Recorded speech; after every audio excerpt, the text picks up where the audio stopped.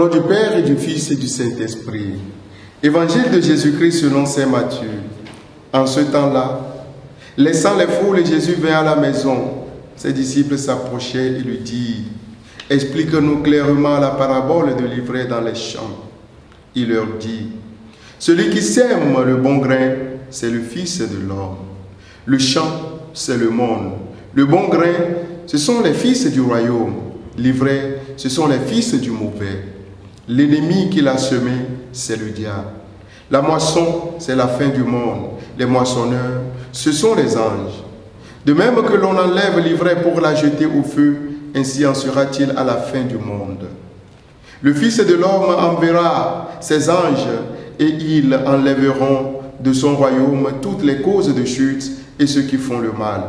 Ils les jeteront dans la fournaise. Là, il y aura des pleurs et des grincements de dents. Alors les justes resplendiront comme le soleil dans le royaume de leur Père. Celui qui a des oreilles, qu'il entende. Acclamons la parole de Dieu. Louange à toi, Seigneur Jésus.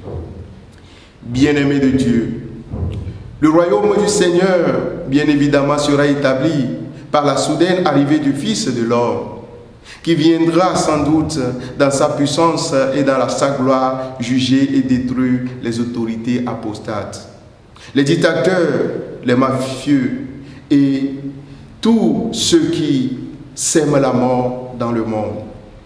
C'est cette arrivée qui est représentée dans cette parabole, qui est un appel à la vigilance et à l'espérance sur les mauvais terrains que rencontre la parole de Dieu aujourd'hui.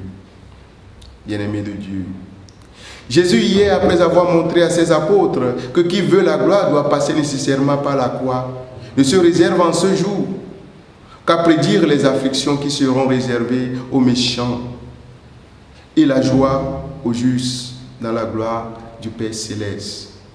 Dans son explication de la parole du livret, Jésus affirme qu'à la fin des temps, le Fils de l'homme enverra ses anges et ils cueilleront de son royaume tous les scandales et ceux qui commettent l'injustice, la corruption notoire, le vol, la tricherie, le meurtre et toutes sortes d'iniquités. Alors, les justes quant à eux resplendiront en ce jour-là comme le soleil dans le royaume du Père. Nous voyons là que, à la consommation de ce monde rempli de l'ivraie et de ceux et celles qui la sèment pour déranger, le Seigneur dans sa toute puissance prendra possession du monde pour y régner et pour y dominer. En ce jour-là, il purifiera le monde souillé pour installer le royaume du Père. Ce royaume qui est une autre sphère, une sphère céleste, une sphère d'amour, où seules les personnes qui souffrent aujourd'hui pour la justice resplendiront comme le soleil. Tu y es invité, toi aussi, mon frère. Quelle bonne nouvelle pour toi. Quelle bonne nouvelle pour les apôtres de la justice. Quelle espérance pour ceux qui sont pour la clémence, la vérité, le droit et la justice. Alors, comment dès ici-bas ne pas demeurer dans la justice? Comment ne pas dès lors respirer le droit et la vérité que nul ne peut ravir quand nous est susurré une telle promesse?